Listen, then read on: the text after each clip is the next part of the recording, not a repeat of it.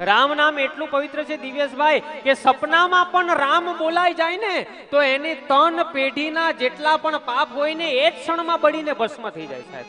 હા, એટલું નામ પવિત્ર છે રામ, 2 અક્ષરનું નામ.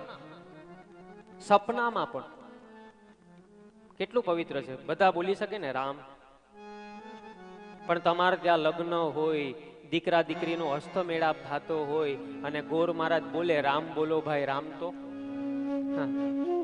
આપે દક્ષિણા? નહીં આપે. રામ નામ પવિત્ર જ છે, લેવું જોઈએ, પણ ક્યારે લેવું ને આપણામાં વિવેક હોવો જોઈએ. આ વિવેક ના હોય ને તો એ ભગવાન નહીં મળે સાહેબ. રામ કૃપા બીનું સુલભ ન સોય. રામને જેને નામ મળી ગયું એને રામ મળી ગયો છે. રામાયણની છેલ્લી ઘટના કહું. આજે પહેલો દિવસ રામાયણની ઘટના છે, સત્ય ઘટના. એ ભગવાન રામ સેતુબંધ બાંધતા હતા લંકા જવા માટે, એટલે નલ નીલ પથ્થર લઈ હનુમાનજીને આપે અને હનુમાનજી રામ લખે અને સમુદ્રમાં ફેંકે એટલે એ પથ્થર શું થતા? તરતા. બધાને ખબર છે. નલ નીલ પથ્થર લઈ હનુમાનજીને આપે, હનુમાનજી રામ લખે, સમુદ્રમાં ફેંકે, પથ્થર તરે. રામને ખબર પડી ભગવાન કે આ મારા નામથી પથ્થર તરે, મારે જોવું જોઈએ કેમ મારા નામથી પથ્થર તરે. મર્યાદા પુરુષોત્તમ રામ.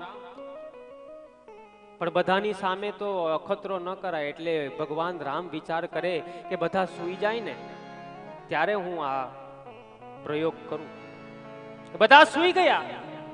ભગવાન રામ ઊભા થયા, એક પથ્થર લીધો અને પોતે જ એ પોતાનું નામ પથ્થર ઉપર લખ્યું રામ.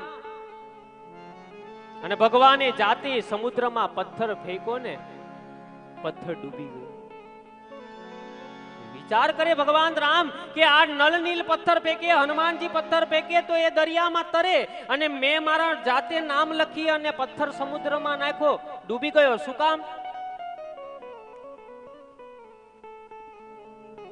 આ બધું હનુમાનજી પાછળથી જોયું. હનુમાનજી વિચાર કરે કે આ ભગવાન રામે અખતરો કર્યો, પણ જ્યાં ભગવાન શ્રી રામે પાછળ જોયું ને તો હનુમાનજી થોડાક મુસ્કુરાયા, થોડાક ભગવાન રામ ભોઠા પડ્યા, સાદી ભાષામાં કહું તો. એટલે ભગવાન શ્રી રામે કીધું કે હનુમાન બતાવ ને કે તમે પથ્થર ફેંકો સમુદ્રમાં પડી જાય, તરી જાય, અને હું ફેંકું તો ડૂબી જાય, શું કામ? ત્યારે હનુમાનજીએ ખૂબ સરસ કીધું તું કે જેને દુનિયા નાખી દે ને એને તમારું નામ તારી દે, પણ દુનિયામાં જેને તમે નાખી દો ને તો દુનિયામાં કોઈની તાકાત નથી કે એને તારી શકે સાહેબ. કોઈની તાકાત નથી. કલયુગમાં નામ મળી ગયું ને એને સમજવાનું ભગવાન રામ મળી ગયું. નામ પકડવાની જરૂર છે. કલયુગ કેવલ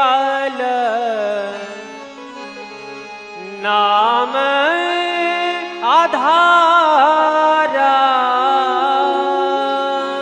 કલયુગ કેવલ નામ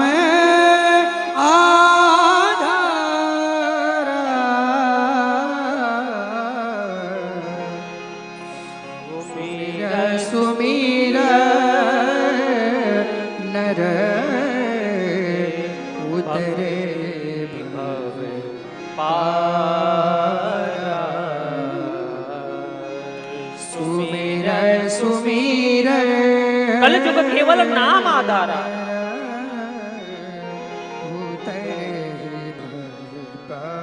આ દુઃખ રૂપી સંસારમાંથી ભગવાન આપણને તારી દે. એક નામ પકડશો તો નહીં કલી કરે ન ભગતિ વિવેકુ, નહીં કલી કરે નહીં કલી કર્મ ભક્તિ ન વિવેક, ભગતિ વિવેકુ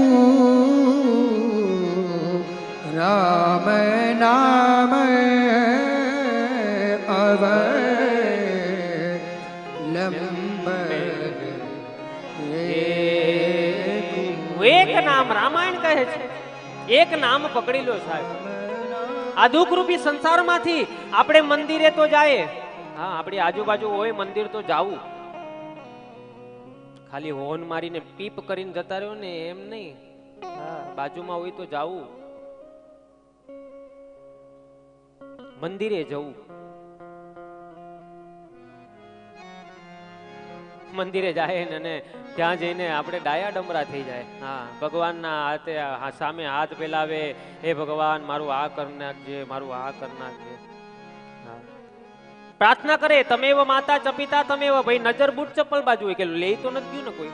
હા પ્રાર્થના એ પૂરી નથી થતી, પ્રાર્થના એ અધૂરી રહી જાય સાહેબ. આપણે